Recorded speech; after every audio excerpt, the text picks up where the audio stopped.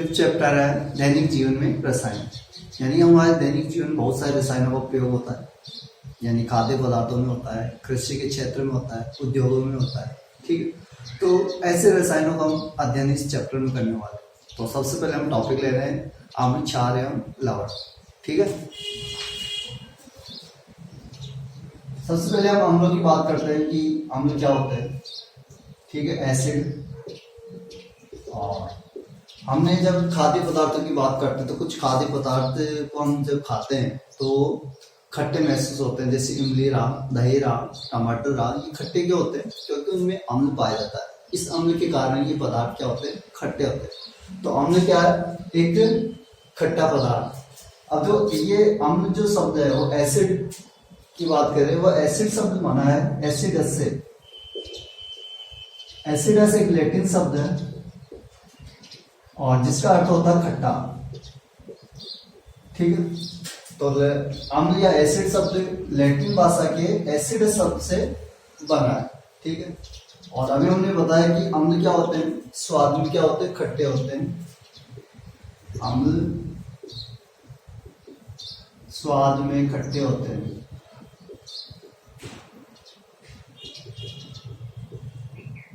ठीक है, अब देखो हम अभी ये सभी अम्लों को चख तो नहीं सकते क्योंकि कुछ ज्वलनशील होते हैं और बिना चखे कैसे पता करें, तो कुछ हम लिटमस टेस्ट के माध्यम से भी कर सकते हैं। तो हम ले रहे हैं एक ऐसे अम्ल ले रहे हैं। अब हम इसमें लिटमस टेस्ट के माध्यम से प्रयोग करते हैं। जब इसमें हम लाल लिटमस पत्र लेके जाते हैं, लिटमस पत्र दो प्रकार के होते हैं, लाल और नीला। हम लाल, सबसे पहले लाल लिटमस पत्र लेके जा रहे हैं। डुबोने पर अम्ल में लाल लिटमस पत्र डुबाया तो कुछ भी रंग परिवर्तन नहीं हुआ, लाल का लाल ही रहा।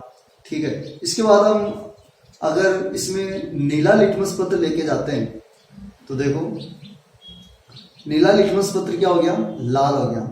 तो अम्ल का एक गुण होता है कि ये नीले लिटमस पत्र को क्या कर देता है? लाल कर देता है। दूसरा गुण देखें, अम्ल नीले लिटमस पत्र को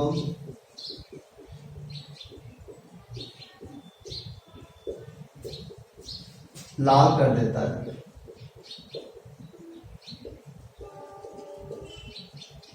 ठीक है, अब बात आती है लिटमस पत्र होता क्या है, लिटमस पत्र बनता कैसे है उसकी बात करें। लाइकेन एक पादप होता है थैलोफाइटा का,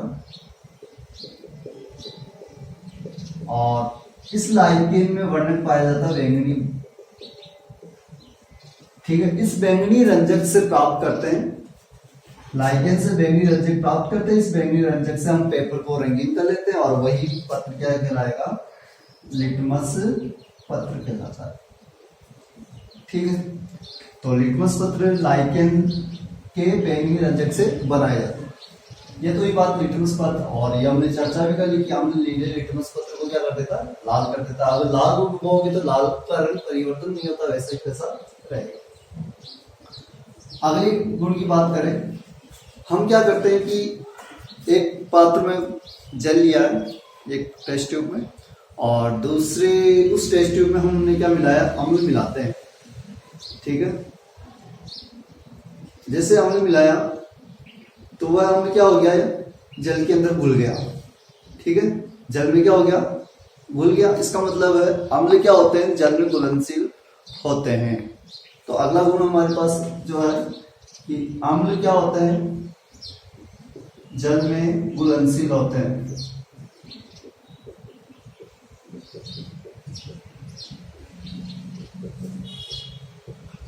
अब देखो हमने अभी क्या किया था कि एक पात्र में जल लिया था, ठीक है, और दूसरे पात्र में हम या टेस्ट ट्यूब में क्या लिया था? अम्ल लिया था, एसिड ले लिया और एसिड को इसमें जल में मिलाया था। ठीक है, तो अम्ल जल में घुल गया था, यानी जल में घुलनशील होते हैं। जब अम्ल को जल में घोलते हैं तो देखो हमारे पास एक जल में घुला हुआ अम्ल क्या कहलाएगा? तनु अम्ल कहलाएगा। जल में बुलावा अम्ल क्या कहलाता है? तनु अम्ल। ठीक है, और ये जो जिसमें जल की मात्रा कम थी वह अम्ल कहलाता है सांद्र अम्ल। ठीक है, सांद्र अम्ल में जल की मात्रा कम होती है और तनु अम्ल में जल की मात्रा क्या होगी? ज्यादा होगी। ठीक है, तो ये अम्ल को तनु करने का प्रोसेस क्या कहलाता है? तनुकरण। ठीक है, और तनुकरण के दौरान भी क्या निकलती है? ऊष्मा निकलती है, इसका भी ये कहलाता है ऊष्मक्षेपी प्रोसेस होता है। ऊष्मक्षेपी होता है ये प्रोसेस। ठीक है, अम्ल दो प्रकार के हुए, एक तो तनु अम्ल जिसमें जल की मात्रा ज्यादा है, एक सांद्र अम्ल जिसमें जल की मात्रा कम है। ठीक है, देखो अगर हम तनुकरण प्रोसेस इस प्रकार से भी अपनाए तो क्या हो? हम पात्र में ले लिया अम्ल, सांद्र अम्ल ले लिया। ठीक है, सांद्र वाला अम्ल लिया है और इसमें हम मिलाते हैं अब जल। क्या मिला रहे हैं हम इसमें? जल। तो क्या होगा? जैसे सांद्र अम्ल में जल मिलाते हैं और ये जो अम्ल होना चाहिए खनिज अम्ल, खनिज अम्लों की बात कर रहे हैं। खनिज अम्ल में हम क्या मिला रहे हैं? जल मिला रहे हैं। और अभी हमने बताया था कि तनुकरण प्रोसेस में ऊष्मक्षेपी भी होती है, यानी उसमें बाहर निकलती है। जैसे जल मिलाएंगे तो यहाँ से ऊष्मक्षेपी प्रोसेस के द्वारा अम्ल बाहर निकल के आ जाएगा और हमें नुकसान पहुंचा सकता है। इसके कारण हमें ये वाली विधि तनुकरण की ना अपनाकर ये वाली विधि अपनानी चाहिए। क्यों?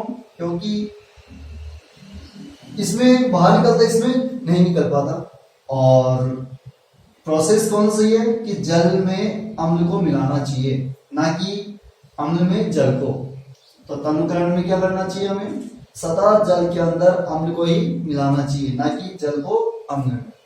ठीक है, उदाहरण की बात कर रहे हैं और सबसे पहले हम उदाहरण लेते हैं प्राकृतिक अम्लों का।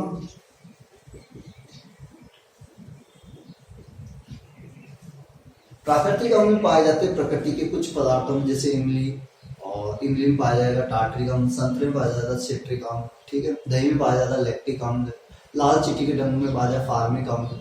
ठीक है, ऐसे जो प्रकृति में कुछ ऐसे पदार्थ है उनमें अम्ल पाए जाते हैं, उनमें कुछ खट्टापन हो रहा है तो कुछ अम्ल उपस्थित है, इस कारण उनमें खट्टापन आ रहा है। तो सबसे हम बात करें, पहला उदाहरण ले लाल चींटी के डंक में।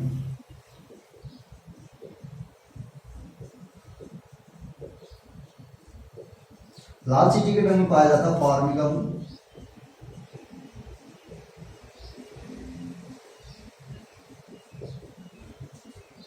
ठीक है, अगला उदाहरण देखें हम सिरके में। सिरके में खट्टापन किसके कारण होता है? एसिटिक अम्ल के कारण। एसिटिक अम्ल CH3COOH। ठीक है, इसकी इसी प्रकार हम बात करें टमाटर में। टमाटर में खट्टापन किसके कारण पाया जाएगा? ऑक्जेलिक अम्ल के कारण।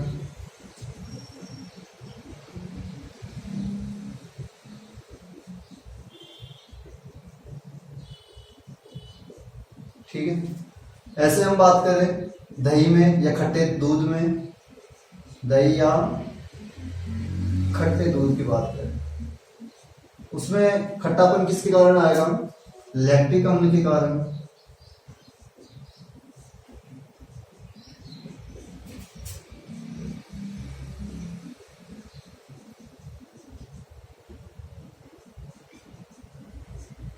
ठीक है, संतरे की बात करें या नींबू में, संतरे या नींबू में खट्टापन किसके कारण होता है? कौन से अम्ल के कारण होगा? सिट्रिक अम्ल के कारण।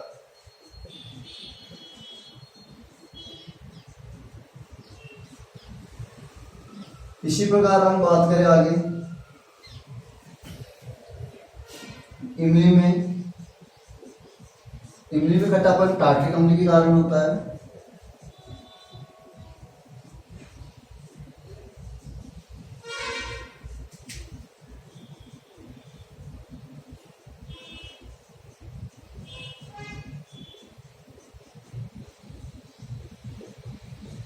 ठीक है, ऐसे सेब की बात करें, सेब में होता है मैलिक अम्ल।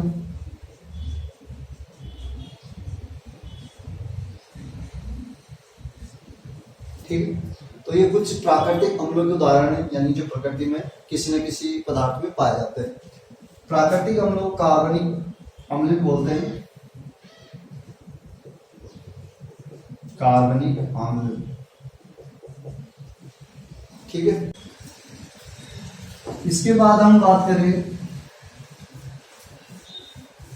कुछ अन्य अम्लों की, यानी कि खनिज अम्लों की बात करते हैं। खनिज अम्ल,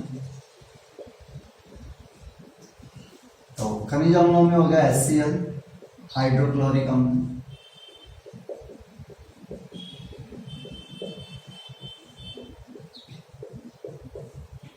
इसके बाद देखें H2SO4, सल्फ्यूरिक अम्ल,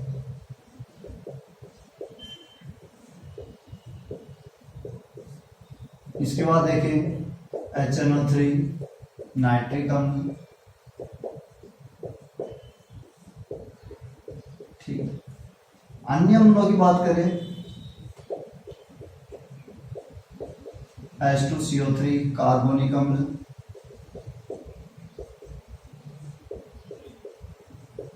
ठीक है। अब जब हम बात करें सभी अम्लों में, एक तो H+ आयन होते हैं धनायन के रूप में, और ऋणायन के रूप में एक कोई सी भी स्पीशीज हो सकती है। ठीक है, ये तो एक बात अम्लों की। बात अब हम चर्चा करते हैं बेस एंड क्षारों की।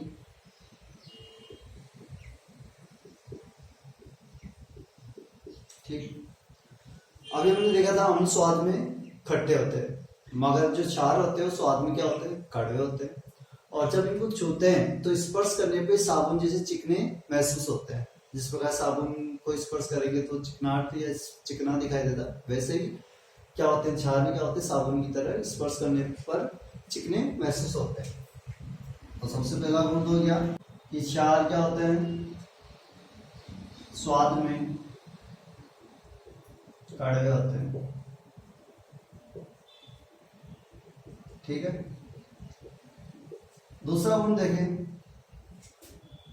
स्पर्श करने पर ये साबुन की तरह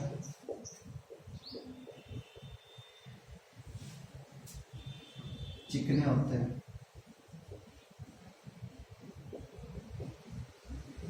ठीक है, इनमें संसाराक्षण की प्रकृति भी पाई जाती है। ठीक है, ये संचारक प्रकृति के होते हैं।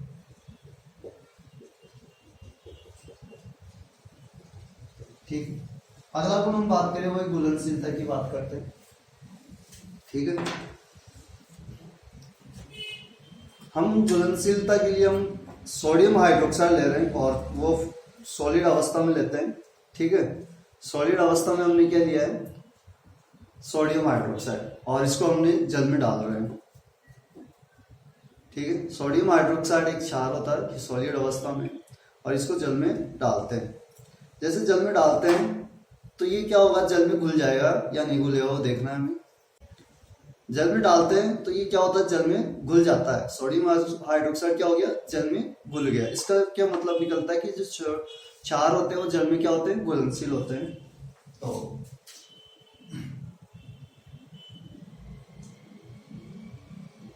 जल में घुलनशील क्षारक क्षार कहलाते हैं। ठीक है, अभी हमने देखा कि जो जल में घुलते हैं, ये हमने बात टेस्ट में क्या लिया था, जल लिया था, और जल में हमने क्या डाला था, क्षार डाला था। ठीक है, जैसे डालते हैं तो क्या होगा, क्षार में जल की मात्रा जब बढ़ गई तो ये कहलाएगा तनु क्षार। ठीक है, और जो लिया था क्षार वो क्या होता है, सांद्र क्षार, जिसमें जल की मात्रा क्या होती है, कम होती है। जिसमें जल की मात्रा कम होती है वो सांद्र, और जिसमें जल की मात्रा ज्यादा की वो तनु। तो ये प्रोसेस क्या कहलाता है, तनुकरण। और इस दौरान भी ऊष्मा क्या निकलती है बाहर, तो ये ऊष्मा से अभी प्रोसेस हो गया। ठीक है, इसमें भी हमें यही ध्यान में रखना है कि जल के अंदर क्या मिलाना चाहिए, क्षार मिलाना चाहिए, क्योंकि ये उसमें से प्रोसेस है तो बाहर निकल के हमें नुकसान पहुंचा सकता है। ठीक है, तो इसमें क्या मिलाना चाहिए, हमें क्षार ही मिलाना चाहिए जल के अंदर। ये हो गया तनु और क्षार। इसकी प्रकृति की बात करें लिटमस टेस्ट के साथ कि लिटमस टेस्ट के साथ कैसे प्रकृति दर्शाता है। अगर हम इसमें हम क्षार ले रहे हैं, जिसमें अभी ये क्षार बोला था, अगर इसमें हम क्या लेके जाए, नीला लिटमस पत्र लेके जाए तो क्या होगा। देखो नीला लिटमस पत्र लेके जा रहे हैं तो ये नीला ही रंग परिवर्तन नहीं हुआ इसका। अगर हम इसमें क्या लेके जाए, लाल लिटमस पत्र लेके जाए तो क्या होता है। जैसे हम इसमें लाल लिटमस पत्र लेके जाते हैं तो लाल लिटमस पत्र क्या हो गया, नीला हो गया। इससे क्या पता लगता है कि क्षार नीले लाल लिटमस पत्र को नीला कर देता है। क्षार क्या कर देता है, लाल लिटमस पत्र को नीला कर देता है। क्षार लाल लिटमस पत्र को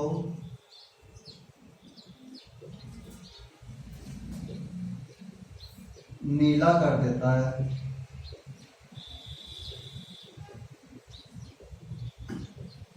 ठीक है, ये एक और गुण प्राप्त हो गया। एक और गुण देखते हैं।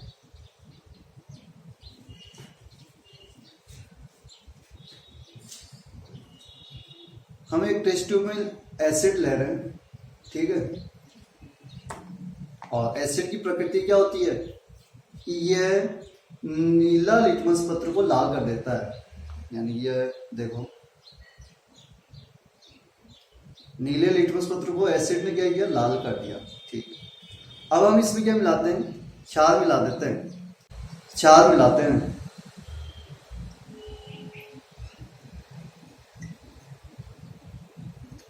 ठीक है, इसमें हमने क्या मिला दिया, क्षार मिला दिया।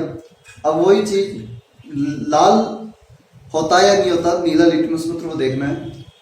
अब देखो नीला लिटमस पत्र लाल नहीं हुआ, इसका मतलब ये हुआ कि अम्ल में जैसे क्षार मिलाते हैं तो अम्ल अपने गुण खो देता है, यानी उदासीन हो जाता है अम्ल। किसके कारण, क्षार के कारण। ठीक, तो क्षार क्या करते हैं, अम्लों को उदासीन कर देते हैं या अम्लों के गुणों को नष्ट कर देते हैं।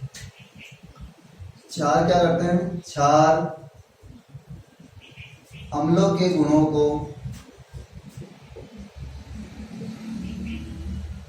नष्ट कर देते हैं।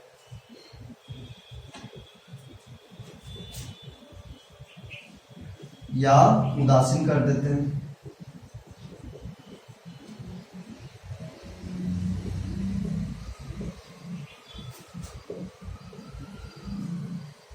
ठीक है, इसके बाद हम उदाहरण देखें हम चारों के।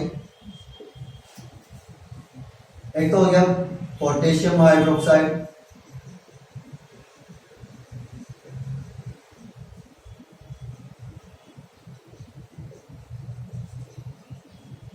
ठीक है, सोडियम हाइड्रोक्साइड जो भी हमने उपयोग में लिया था, sodium hydroxide,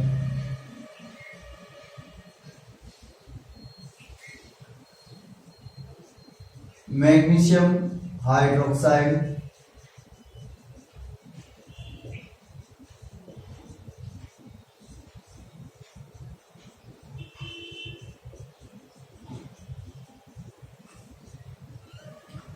calcium hydroxide,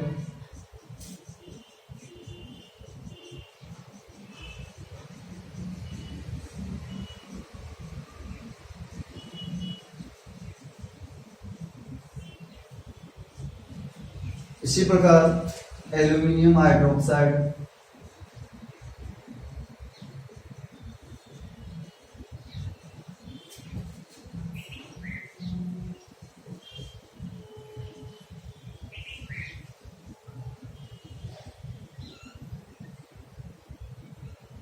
ammonium hydroxide,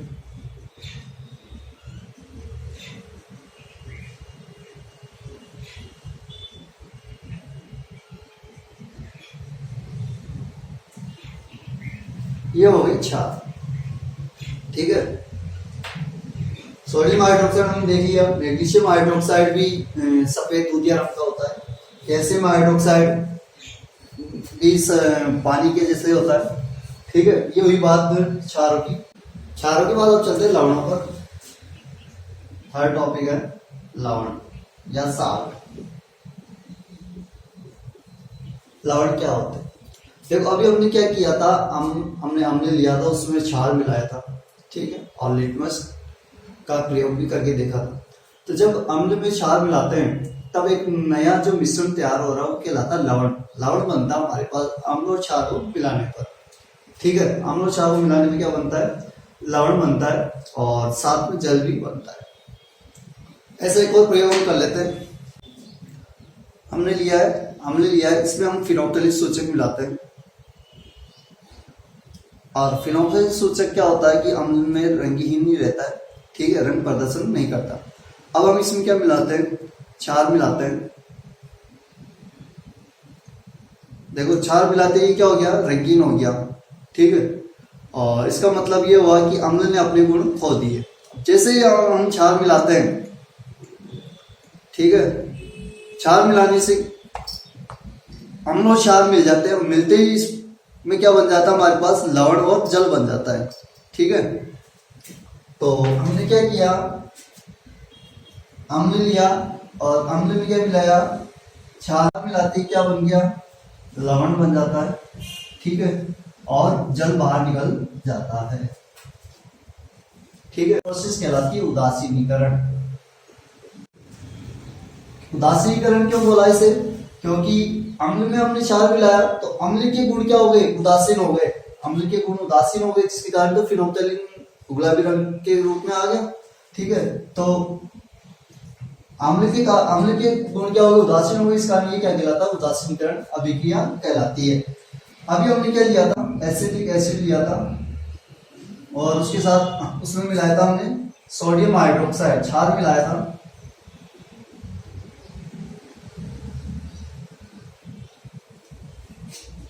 ये सोडियम हाइड्रोक्साइड,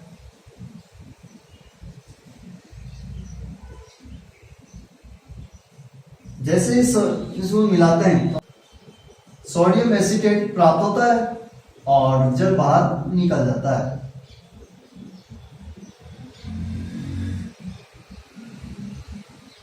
ठीक है।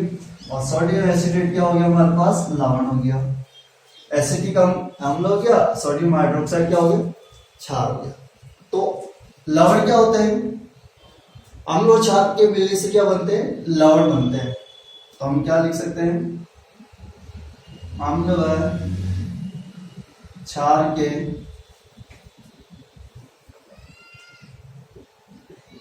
मिलने से लवण बनते हैं, ठीक है। अब देखो अम्ल और क्षार के मिलाने से प्रोसेस उदासीनीकरण कहलाती है और ये भी ऊष्मा से भी प्रोसेस होता है, ठीक है, ऊष्मा बाहर निकलती है। एक और अभिक्रिया देख इसी की, हमने लिया HCl और वही सोडियम हाइड्रोक्साइड ले रहे हैं और यहाँ पे क्या बनता है? यहाँ बनेगा NaCl और जल बाहर निकल गया। कैसे? देखो HCl जो अम्ल हाइड्रोक्लोरिक अम्ल है वो H+ आयन और Cl- आयनों से मिलकर बना है। ऐसे सोडियम हाइड्रोक्साइड Na+ और OH- आयनों से मिलकर बना है। तो इसमें Na और Cl ये आपस में जुड़ जाएंगे, क्या बना लेंगे? NaCl लवण बन जाएगा, यानी कि सोडियम क्लोराइड,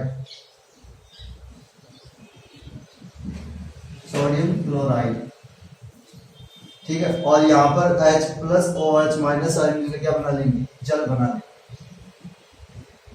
ठीक है।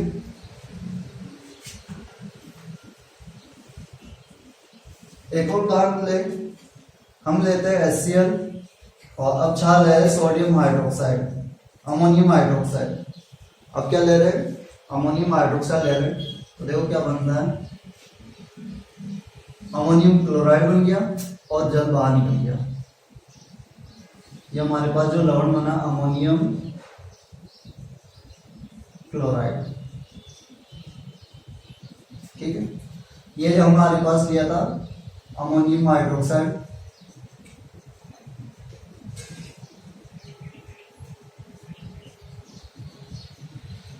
ये हाइड्रोक्लोरिक अम्ल हो गया।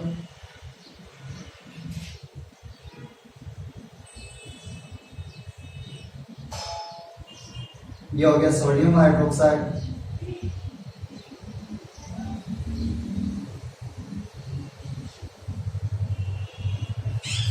ठीक है, तो देखो अम्ल और क्षार के मिलने से क्या प्राप्त हो जाते हैं, हमारे पास लवण प्राप्त हो जाते हैं। ठीक है, क्या प्राप्त हो जाते हैं, लवण प्राप्त हो जाते हैं। अब देखो ये लवणों की प्रकृति कैसी होती है। देखो कुछ लवण होते हैं उदासीन भी होते हैं, कुछ क्षारीय प्रकृति के भी होते हैं और कुछ अम्लीय प्रकृति के होते हैं। साधारणतः जो लवण होते हैं वो उदासीन होते हैं। जैसे अभी हमने बात करी यहाँ पर देखो HCl और सोडियम हाइड्रोक्साइड को मिलाते हैं और सोडियम क्लोराइड बनता है, ये होता है उदासीन लवण। क्या होता है ये, उदासीन होता है, यानी कि ये लिटमस पत्र के प्रति कोई सा भी व्यवहार नहीं दर्शाता। ठीक है, अब देखो यहाँ पर ये उदासीन है, यहाँ पर बात करें ये वाला लवण है, ये वाला लवण है क्षारीय प्रकृति का और ये वाला लवण है अम्लीय प्रकृति का। ऐसा क्यों हुआ, देखो इन सभी लवणों का निर्माण कैसे हुआ। देखो यहाँ पर हम जो अम्ल ले रहे हैं होता प्रबल अम्ल है, ठीक है, और ये है प्रबल क्षार। जब प्रबल अम्ल और प्रबल क्षार मिलते हैं तो उदासीन लवण का निर्माण होता है। यहां पर हम ले रहे हैं HCl प्रबल अम्ल है, ठीक है। अमोनियम हाइड्रोक्साइड क्या है, दुर्बल है क्षार। जब प्रबल अम्ल और दुर्बल क्षार मिलते हैं तो अम्लीय लवण का निर्माण होता है। क्यों, जो प्रबल अम्ल है इसमें H+ आयन यानी H+ आयनों की संख्या ज्यादा होगी, ठीक है, इस कारण इसमें अम्लता गुण रहेगा। यहाँ पर दुर्बल है क्षार, ठीक है, जो प्रबल रहेगा वही लवण गुण दर्शाता है। देखो यहाँ पर एसिटिक अम्ल क्या होता है, दुर्बल होता है अम्ल, दुर्बल अम्ल एसिटिक अम्ल। सोडियम हाइड्रोक्साइड क्या है, प्रबल क्षार है, ठीक है, तो लवण क्या होगा, क्षारीय होगा, क्योंकि यहाँ पर क्षार क्या है, प्रबल है, दुर्बल क्या है, अम्ल है। जो प्रबल होगा वही गुण लवण में आएगा, ठीक है। तो इस प्रकार हमने देखा है जो लवण होते हैं 3 प्रकार के हो जाते हैं हमारे पास। उदासीन लवण जो प्रबल अम्ल और प्रबल क्षार से मिलकर बने होते हैं, अम्लीय लवण जो प्रबल अम्ल और दुर्बल क्षार से मिलकर बने होते हैं, और क्षारीय लवण। क्षारीय लवण किससे मिलकर बने होते हैं, क्षारीय लवण बने होते हैं दुर्बल अम्ल और प्रबल क्षार से मिलकर बने होते हैं। 3 प्रकार के हमारे पास लवण प्राप्त होते हैं। अगला बिंदु देखें, लवण जल में घुलनशील होता है। लवण क्या होते हैं, जल में घुलनशील होते हैं, यानी इसको जल में घोलेंगे तो ये घुल जाते हैं आसानी। सामान्यतः जो लवण होते हैं किसलिए रूप में पाए, तो लवण क्या होते हैं, लवण क्रिस्टल रूप में पाए जाते हैं। तो कॉपर सल्फेट हम बात करें, देखो कॉपर सल्फेट क्या है, क्रिस्टल रूप में ही है, ठीक है, ठोस अवस्था में और क्रिस्टल रूप में ये उपस्थित है। ऐसे हम बात करें फिटकरी, पोटासियम, और ये भी देखो क्रिस्टल रूप में ही है, ठोस अवस्था में, ठीक। अब देखो ठोस अवस्था में ये जो क्रिस्टल है इनमें नमी नहीं दिखाई दे रही है, अभी शुष्क अवस्था में दिखाई दे रही है, ठीक है, नमी दिखाई नहीं दे रही। जब इनको हम गर्म करते हैं तो देखते हैं क्या होता है।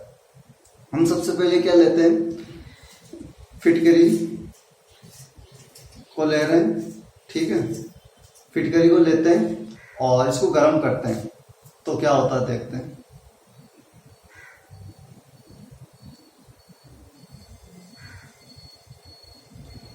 जैसे फिटकरी को हम गर्म करते हैं तो इसकी टेस्ट ट्यूब की दीवारों पर नमी आ जाती है, यानी वाष्प आ जाती है, पानी की बूंदें आ जाती है, ठीक है। तो ये नमी कहाँ से आई कि क्रिस्टल के अंदर जल के अणु उपस्थित थे, तभी तो ये नमी आई है, ठीक। इसी प्रकार हम अगर कॉपर सल्फेट ले, कॉपर सल्फेट के ये क्रिस्टल है, इन क्रिस्टलों को हम जब टेस्ट ट्यूब में लेकर गर्म करते हैं, ठीक है, जैसे गर्म करते हैं तो टेस्ट ट्यूब की दीवारों पर क्या आ जाती है, नमी आ जाती है, वाष्प के रूप में नमी आ जाएगी इस पे। और इधर कॉपर सल्फेट का रंग भी हल्का होने लग जाएगा, नीले से सफेद रूप में आने लग जाएगा।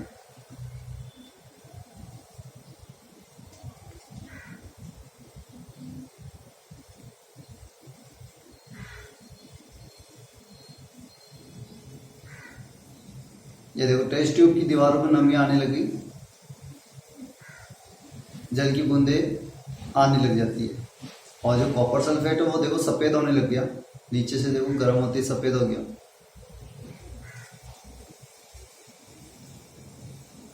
ये देखो इसकी टेस्ट ट्यूब की दीवारों पे क्या आ गई, नमी आ गई, और नीचे से कॉपर सल्फेट जहां से गर्म हुआ वो सफेद हो गया। तो इससे क्या पता चलता है, इससे पता चलता है शुष्क दिखने वाला लवणों का क्रिस्टल में भी क्या पाए जाते हैं, जल के अणु पाए जाते हैं। ठीक है,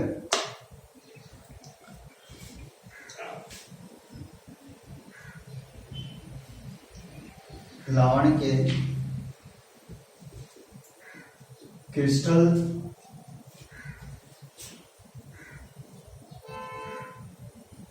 रूप में जल के अणु होते हैं।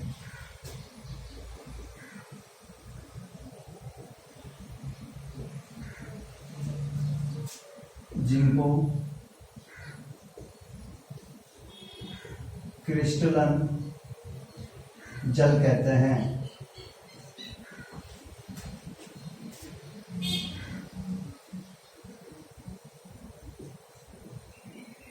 ठीक, जैसे अभी हमने उदाहरण लिया था, जैसे कॉपर सल्फेट लिया था।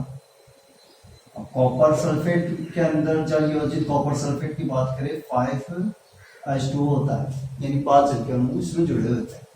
कॉपर सल्फेट के जो सूत्र में, लवण के इकाई सूत्र में जो जल के अणु दिखाई दे रहे हैं वही क्या कहलाता है, क्रिस्टलन।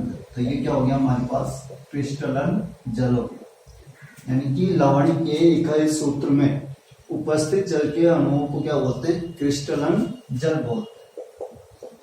ठीक है, ऐसे हम बात करें, अब ये पोटास एलम लिया था, यानी फिटकरी लिया था हमने, K2SO4 Al2 SO4 3 dot choice H2O। तो देखो यहाँ पर ये क्या है, चॉइस H2O क्या है, क्रिस्टलन जल है। ठीक है, ऐसे हम बात करें कैल्शियम सल्फेट, 2 जल के अणु होते हैं, 2 वाटर मॉलिक्यूल होते हैं। और ये सूत्र किसका है, यह सूत्र जिप्सम का। ये सूत्र हो गया हमारे पास फिटकरी का, और ये सूत्र था हमारे पास कॉपर सल्फेट का। ठीक है, तो इसमें जल के अणु या क्रिस्टलन जल कितना है, 2 जल के अणु। इसी प्रकार हम निकोल में सोडियम कार्बोनेट, इसमें होते हैं 10 जल के अणु, यानी कि 10 क्रिस्टलन जल उपस्थित होते हैं सोडियम कार्बोनेट। ठीक, तो हम कह सकते हैं कि लवण के इकाई सूत्र में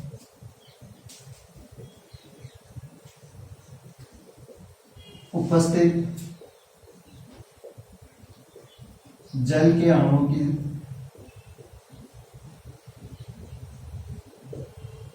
संख्या, जल के अणुओं को क्रिस्टलन जल कहते हैं।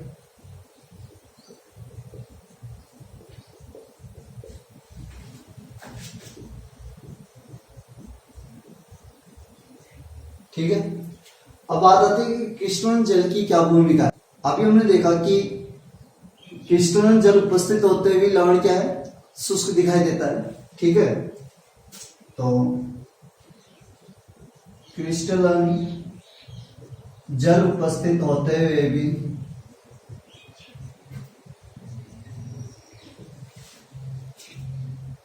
क्रिस्टल या लवण शुष्क दिखाई देता है।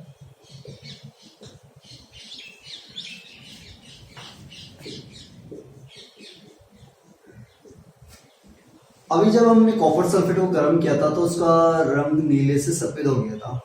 क्यों हो गया था, क्योंकि जैसे हम गर्म करते हैं तो क्रिस्टलन जल बाहर निकल जाते हैं। जैसे बाहर निकलते हैं तो रंग परिवर्तन हो जाता है। इसका मतलब है कृष्ण जल की कुछ ना कुछ भूमिका है। तो कृष्ण जल की क्या भूमिका है, कुछ लवणों में ये रंग प्रदान करते हैं। ठीक है, जैसे अभी हम कॉपर सल्फेट की बात कर रहे थे, जलयोजित CuSO4 कॉपर सल्फेट ले रहे हैं। अब जलयोजित कॉपर सल्फेट को जब हम गर्म कर रहे थे, जलयोजित कॉपर सल्फेट होता है नीला रंग का। ठीक है, जब गर्म करते हैं तो ये हो जाता है सफेद। इसमें क्या हुआ कि उसमें जल के अणु क्या हो गए, बाहर निकल गए, तब ये हो गया सफेद। अगर आप पुनः इसमें पानी डाल दोगे तो वापस क्या हो जाएगा, नीला हो जाता है। ठीक है, ऐसे हम बात करें, एक और गुण की बात कर लेते हैं कि कॉपर क्रिस्टल जल की क्या भूमिका है। एक तो रंग प्रदान करता है ये क्रिस्टल जल को। एक और देखो, अभी हम लेते हैं ये कैल्शियम सल्फेट। अब कैल्शियम सल्फेट जो होता है वो होता है कठोर। ठीक है, जिप्सम की बात करें, जिप्सम होता है कठोर। जैसे हम गर्म करते हैं तो कैल्शियम सल्फेट ½ यानी हमारे पास प्राप्त हो गया POP, और POP होती है पाउडर फॉर्म में। ठीक है, तो अवस्था या कठोरता को भी ये बदल देता है। किसको, लवण की अवस्था या कठोरता को भी ये बदल देता है। कौन, क्रिस्टलन जल। तो क्रिस्टलन जल की कुछ भूमिका लवण में होती है। क्रिस्टलन जल की भूमिका, एक तो लवण को क्या करता है, लवण को रंग प्रदान करता है।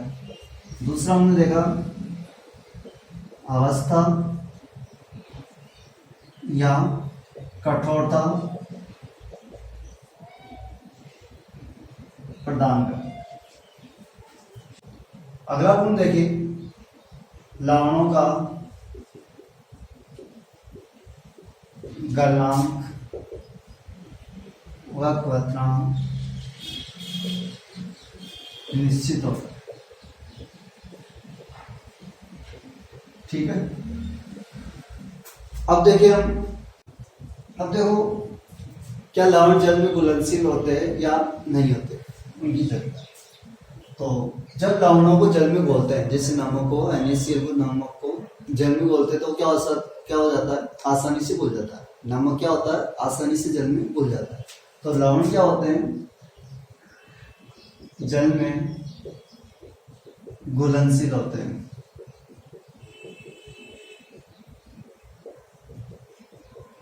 ठीक है, अब देखो यहां पर हम बात करें, हमने लिया है जल, क्या ले लिया, जल, और इसमें हम क्या बोल रहे हैं, NaCl, नमक को बोल रहे हैं। ठीक है, जब NaCl को जल में घोलते हैं तब एक मिश्रण तैयार होता है और वह मिश्रण कहलाता है विलयन। ठीक है, ये क्या कहलाता है, विलयन। किसका, नमक का। ठीक है, तो हमने क्या करा कि नमक को जल में घोला तो एक मिश्रण तैयार होता है, वह मिश्रण कहलाता है विलयन। तो लवणों को जब जल में घोलते हैं तब हमारे पास क्या प्राप्त होता है, विलयन प्राप्त होता है। ठीक है, और देखो अगर हम किस जल की मात्रा और इसकी मात्रा पर ध्यान दें, अगर नमक की मात्रा ज्यादा है यानी लवणों की मात्रा अगर विलयन में ज्यादा है तो वो कहलाता है सांद्र विलयन। क्या कहलाता है, सांद्र विलयन। ठीक है, अगर NaCl यानी लवणों की मात्रा ज्यादा होती है विलयन में तो कहलाता है वो सांद्र विलयन। अगर लवण विलय यानी लवणों की मात्रा कम है तो ये कहलाता है तनु विलयन। ठीक है, यानी कि सांद्र विलयन में लवणों की मात्रा ज्यादा होगी और जल की मात्रा कम होगी। तनु विलयन में क्या होता है, लवणों की मात्रा क्या होगी, कम होगी और जल की मात्रा ज्यादा होगी। आया समझ में, यानी कि जब लवण को जल में घोलते हैं तो लवण आसानी से जल में घुल जाते हैं, और जब घुल जाते हैं तब वह मिश्रण कहलाता है विलयन। ठीक है, लवणों का जल का मिश्रण क्या कहलाता है? विलयन। अगर लवणों की मात्रा जल में ज्यादा है या किसी विलयन में ज्यादा है तो साम्ल विलयन, या फिर हम बात करें लवणों की मात्रा कम है तो वो कहलाता है तनु विलयन। यहाँ जल की मात्रा ज्यादा होगी, यहाँ जल की मात्रा कम होगी। ठीक है, अब बात आती है कि कोई भी लवण जल में क्यों घुल जाता है। ठीक है, तो वो देखते हैं। अभी हमने देखा कि NaCl है, दो आयनों से मिलकर बना है, धनायन और ऋणायन। धनायन और ऋणायनों के मध्य स्थिर वैद्युत आकर्षण बल होता है, स्थिर वैद्युत आकर्षण बल। ठीक है, जैसे हम NaCl को जल में घोलते हैं,